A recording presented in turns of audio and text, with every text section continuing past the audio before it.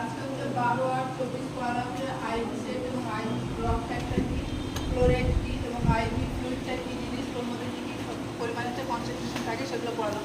তো ফার্স্ট যেটা হচ্ছে আইভি সেট হচ্ছে দুভাগে ভাগ করা হয়, একটা মাইক্রো ড্রিপ সেট আর একটা হচ্ছে যে ম্যাক্রো ড্রিপ সেট। মাইক্রোটা হচ্ছে ছোট, যেটা হচ্ছে পেডিয়াট্রিকদের ক্ষেত্রে হচ্ছে যে ইউজ করা হয়। এখানে কি হয়, ড্রপ ফ্যাক্টরটা থাকে যে 60 হচ্ছে ড্রপ পার মিনিট থাকে। আর এখানে হচ্ছে ম্যাক্রো ড্রিপ, যেটা হচ্ছে অ্যাডাল্টের ক্ষেত্রে ইউজ করা হয়, যেখানে হচ্ছে ড্রপ ফ্যাক্টরটা থাকে 10 থেকে 20 ড্রপ পার এমএল বা অ্যাভারেজ যেটা দেখা দেওয়া থাকে ধরে, যেটা হচ্ছে 50।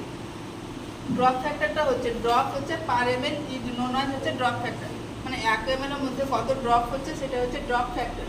ফ্লো রেটটা হচ্ছে ড্রপ পার মিনিট, মানে হচ্ছে কত ড্রপ পার মিনিটে যাবে সেটা হচ্ছে ফ্লো রেট। এবার সেটাকে বার করা একটা সূত্র রয়েছে, সেটা হচ্ছে যে flow rate equal to total volume into ML into হচ্ছে ড্রপ ফ্যাক্টর বাই হচ্ছে টাইম ইন্টু মিনিট। যেটা ভলিউম থাকবে সেটাকে আমাদের হচ্ছে এমএল এ কনভার্ট করতে হবে। দেন হচ্ছে ড্রপ ফ্যাক্টরটা হচ্ছে যেটা হচ্ছে যে আইভি সেট থাকবে তার হচ্ছে কভার উপরে ক্লিয়ারলি মেনশন করা থাকবে যে কত হচ্ছে ড্রপ ফ্যাক্টর। দেন হচ্ছে টাইমটাকে হচ্ছে মিনিটে কনভার্ট করতে হবে। যেমন আমি একটা এখানে উদাহরণ দিয়ে দেখিয়েছি যে ডক্টর অ্যাডভাইস করেছেন 500 ml হচ্ছে একটা এনে 6 আওয়ারই যাবে। এখানে ড্রপ ফ্যাক্টরটা আমি 15 বলে দিয়েছি, তাহলে কী করে সেটা বার করতে হবে।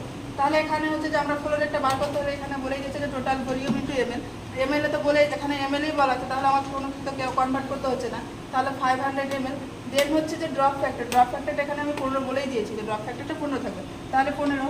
এবার হচ্ছে 6 আওয়ারলি বলেছে, 6 আওয়ারকে যদি মিনিটে কনভার্ট করি তাহলে যে 60 দিয়ে গুণ করতে হবে, তাহলে হচ্ছে যে আমরা ড্রপ ফ্যাক্টরটা পেয়ে যাবো যে কত এমএলএ কত মিনিটে যাবে। এখানে বার করে যেটা পেয়েছি সেটা হচ্ছে যে 1 মিনিটে হচ্ছে যে 20.8 ml পার মিনিট, মানে হচ্ছে অ্যাকুরেট হচ্ছে যে 21 হচ্ছে ফোঁটা পার ml পার মিনিটে যাবে। দেন হচ্ছে যে আইভি ফ্লুইডটা কি, আইভি ফ্লুইডের হচ্ছে কনসেন্ট্রেশন যেটা, সেটা হচ্ছে নাম্বার অফ সলিউট ইন সলিউশনের মধ্যে কতটা হচ্ছে সলিউট থাকবে সেটাকে আমরা কনসেন্ট্রেশন বলি। এবার কনসেন্ট্রেশনের মধ্যে এখানে আমি তার 3টে ভাগ করেছি, যেমন হচ্ছে আইসোটোনিক, হাইপোটোনিক আর হাইপারটোনিক। আইসোটোনিকটা বলবো যে আমাদের বডি ফ্লুইড থাকে সেম কনসেন্ট্রেশনটা যে ফ্লুইডটা থাকে তাকে বলি আমরা আইসোটোনিক। হাইপোটোনিক বলি যেটা হচ্ছে যে আমাদের বডি ফ্লুইডের যে কম্পোনেন্টগুলো থাকে সেম হচ্ছে যে না থেকে তার থেকে যদি কম কনসেন্ট্রেশন থাকে তখন আমরা বলছি হাইপোটোনিক।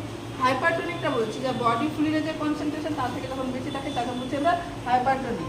দেন হচ্ছে যে ডিফিউশনটা কি, যে ডিফিউশনটা হচ্ছে যে মুভমেন্ট করবে solid from the high concentration থেকে হচ্ছে লো কনসেন্ট্রেশন থেকে হচ্ছে মুভ করবে।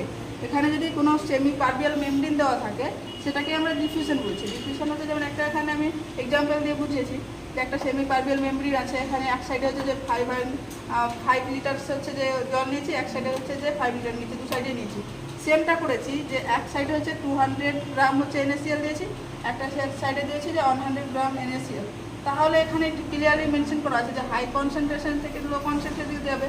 এবার হচ্ছে কনসেন্ট্রেশনটা আমি বলেছি ওখানে যেখানে হচ্ছে সলিডটা হচ্ছে যে কনসেন্ট্রেশন, এখানে তাহলে যে সলিডের পরিমাণটা বেশি থাকছে, এখানে তাহলে হাই কনসেন্ট্রেশন হচ্ছে, এখানে সলিডের পরিমাণটা কম থাকছে বলে এটা লো কনসেন্ট্রেশন হচ্ছে। তাহলে ফ্লুইডটা হচ্ছে এদিক থেকে এদিকে হচ্ছে যে মুভ করবে। আজকে এই পর্যন্তই।